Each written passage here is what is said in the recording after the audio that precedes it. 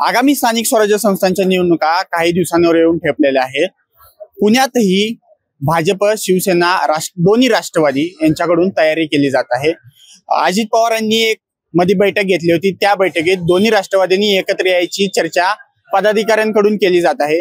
दुसरीकडे भाजप आणि शिंदेची शिवसेना ही आघाडी करणार का यावर प्रश्नचिन्ह उपस्थित झाले आहे। कारण रवींद्र धंगेकर यांनी एक ट्विट करून राजकारणात खळबळ उडवून दिले। त्यांनी म्हणले की काय म्हणता दिल्लीश्वर 41 जागा लढणार पुणेकर, त्यामुळे आता शिंदेची शिवसेना आणि भाजपात युती होणार का नाही हा प्रश्न उपस्थित राहतोय। याबद्दल आपण माजी आमदार रवींद्र धंगेकर यांच्याकडूनच जाणून घेणार आहोत। तुमची कशी तयारी चालू आहे, स्वबळाची की युतीची? हा सगळा निर्णय माननीय एकनाथ शिंदे साहेब घेणार आहेत आणि त्यांच्या नेतृत्वाखाली पुणे शहराची निवडणूक आम्ही लढवणार आहोत। ह्याच्यामध्ये आपण बघितलं असेल तर 165 जागांवर आम्ही सर्व तरुण उमेदवार म्हणजे जी होतकरू मुलं त्यांना ही सगळे उमेदवारी देणार आहोत आणि सगळी शिकलेली मुलं हे पुणे शहराचं विजन डोळ्यासमोर ठेवून पुढची 10-20 वर्ष त्यांनी काम केलं पाहिजे अशी चांगली तरुण फौज आम्ही ह्या निवडणुकीमध्ये आणणार आहोत आणि सर्व जाती धर्माच्या युवकांना त्यामध्ये संधी देणार आहोत। कारण हे पुणे शहराची उभारणी जी छत्रपती शिवाजी महाराजांनी राजमाता जिजामातांनी केली, त्यामुळे इथं वंश परंपरेने सर्व जाती धर्माची लोक अति आनंदात राहतात आणि एकत्र ह्या सगळ्या पुण्याच्या उभारणीसाठी काम केलेली कुटुंब आहेत। त्यामुळे सर्वांनाच आम्ही यामध्ये संधी देणार आहोत आणि माननीय शिंदे साहेब जो काही निर्णय घेणार आहे तो आम्हाला मान्य राहणार आहे। आज ते युती काय आहे ते सगळ्या निर्णयाची सगळी तयारी त्यांची, पण आम्ही उद्या जर शिंदे साहेब म्हणले तर पुण्यात 165 जागा आपल्याला लढवाच लागतील, तर आम्ही संपूर्णपणे आमची तयारी आता फक्त साहेबांचा आदेश आहे, जे काय ते आदेश देणार तो आम्हाला मान्य आहे आणि आम्ही लढणार आहोत।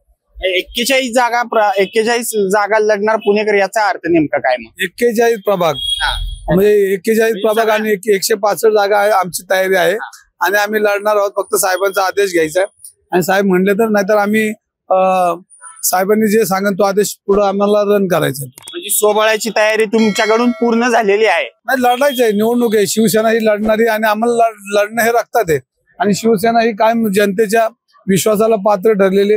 निवडणुका येतील जातील पण शिवसेना म्हणून लोकांनी धनुष्यबाण हा घरोघरी पोहोचण्याचं काम या निमित्ताने आम्हाला करायचं। भाजपकडून 165 जागांची तयारी पूर्ण झालेली आहे, त्यांच्याकडे 165 जागांसाठी 1000 उमेदवार तयार असल्याचं गणेश बिडकर यांनी सांगितलंय। तुमच्याकडे नेमके किती उमेदवार तयार आहेत मग सध्या? मग आता त्यांच्याकडे अनेक नेते आहेत, ते त्यांच्या पक्षाचं काम करतात, पण माझ्या माहितीप्रमाणे ते 165 जागा जिंकतील। कोण 125 म्हणतो, कोण 120 म्हणतो, कोण 100 म्हणतो। माझं नाही, ते 165 लढतील असं मला अंदाज आहे, ते जिंकू शकतात कारण तेवढी मोठी ताकद आहे त्यांची। पण आम्ही लढणार आहोत हे नक्की आणि आमची लढाई काय थांबणार नाही, ही लढाई आमची लढणारच आहे। तुमची तयारी युतीच्या मार्गाने की स्वबळावर आहे हे फक्त एकदा नीट सांगा। ह्याच्यामध्ये एकनाथ शिंदे साहेब निर्णय घेणार आहेत स्वबळ, ती सगळ्या ते प्रमुख आहेत। आम्ही फक्त आम्हाला सांगितलं की आमचे 165 उमेदवार तयार। ओके, 165 उमेदवार तुमची तयार। मला एक सांगा, आता गणेश बिडकर आणि तुमची आता लढाई एकाच वॉर्डात होणार आहे का? ही लढाई अटल आहे, ही लढाई लढणार आम्ही आणि कुठल्याही परिस्थितीत आम्ही लढाई लढणार। म्हणजे युती झाली तरी तुम्ही एकमेकांविरोधात लढणार हे फिक्स आहे? लढाई लढणार हे नक्की, लढाई लढणार 100% ला आणि वरून जर आदेश आला लढाई लढणार। कशी लढायची ते आता आम्ही ठरवू, पण लढाई लढणार। आता एक सांगा, ज्या राष्ट्रवादी काँग्रेसच्या नेत्या आहेत रुपाली पाटील, त्यांनी सांगितलेलं की त्यांना शिंदे गटांकडून आणि उद्धव ठाकरेंच्या शिवसेनेकडून सुद्धा ऑफर आली होती, तुम्ही तशी काय त्यांना ऑफर दिली होती का? कारण त्या सुद्धा कसबा मतदारसंघातच येतात। नाही, तसं गेले किती बरेच वर्ष तिने मी एकत्र काम केले आणि काय मी कुटुंब म्हणून काम केलेलं आहे। ती जरी कुठल्या पक्षात असली तरी तिला एक सल्ला म्हणून, एक मोठा भाऊ म्हणून मी नेहमी म्हणतो की डोकं शांत ठेव, येणारा काळ तुझ्यासाठी चांगला असू शकतो आणि ज्या पक्षात तू इतक्या वर्ष काम केलं ते अचानक निर्णय घेताना पूर्ण विचार कर, शांत बुद्धीने विचार कर आणि तिला तसे मी एक म्हणलो आता 2-4 दिवस काय बोलू नको, ती बोलताना दिसत नाही, असं वाटतं की माझा सल्ला एक मोठ्या भावाचा तिने ऐकलाय तिचे दिवस राजकारणामध्ये काय वर खाली असते, त्याला काय लढणारे कार्यकर्ते ती आणि कायम समाजासाठी तिने कधी बी 2 पावलं पुढे टाकलेत. जिथे तिथं अन्याय दिसेल तिथं तिने तिचा आवाज लोकांच्या हितासाठी केलेला आहे.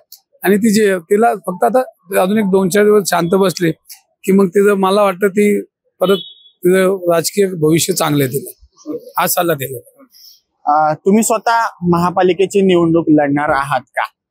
आता मी आमदार झालेलो आहे, खासदारकीची निवडणूक लढवली. आता आपण ठरवले तरुणांना संधी द्यायची म्हणून मुलापासून सुरुवात करू आणि सगळ्यांनाच तरुण मुलं. आता किती वर्ष आम्ही तिथंच रेगोटे ओढत बसायचं. एकदा निवडून आलो, 2दा आलो, 3दा आलो, 4दा आलो, 5. आता बाकीच्यांनी बी आता बघितलं पण त्यांना त्या तिजोरीवर जाऊन बसायची सवय काय लोकांना लागली. तर ती तिजोरीवर जी लोक बसणार आहेत त्यांना आता घरी बसवण्याचं काम आपल्याला करावं लागणार. ती जरा करू आता ते ह्या महानगरपालिकेत होईल. तिजोरीवर नेमके कोण बसले? तुमचा रोग नेमका कोणाकडे? ना ते आता दिसेल, तुम्हालाही माहिती आहे मलाही माहिती आहे. ते निवडणुकीत सांगतो ना, आता लगेच सांगेल ना. निवडणुकीच्या निमित्ताने तुम्ही तुमच्या मुलाला उतरवत आहात का? आता तुम्ही जसं सांगितलं की माझ्या मुलापासून सुरुवात करत आहे, निवडणुकीला तुम्ही तुमच्या मुलाला उतरवणार आहात का? नाही, 100% माझा मुलगा निवडणूक लढवणार आहे आणि त्याची तयारी चालू केली आहे. कुणाच्या विरोधात? गणेश बिडकर यांच्या विरोधात तुमचा मुलगा उतरणार आहे? तुम्हाला निवडणुकीत दिसेल कसा येतोय तो. आणि आमची निवडणूक तर होणार आहे. 164 जागेवर युती होईल पण 165 जागेवर युती होणार नाही. 164 जागेवर का व्हायचं ते होईल पण 165 जागेवर का होणार नाही. म्हणजे फिक्स आहे तुमची लढाई अटळच आहे. 164 जागेवर युती होईल झाली तर, पण 165 वर होणार. हे होते रवींद्र धंगेकर आणि त्यांनी सांगितलं की 165 जागांवर एकनाथ शिंदे यांनी सांगितलं तर 165 जागांची आमची तयारी पूर्ण आहे. तसेच गणेश बिडकर यांच्या विरोधात आपल्या मुलाला उतरवायची तयारी सुद्धा त्यांनी केलेली आहे. 164 जागांवर आमची युती येईल पण 165वी जी जागा आहे तिथं लढाई आमची अटळ असल्याचं त्यांनी सांगितलेलं आहे. अक्षय साबळे, आपलं महानगर, पुणे.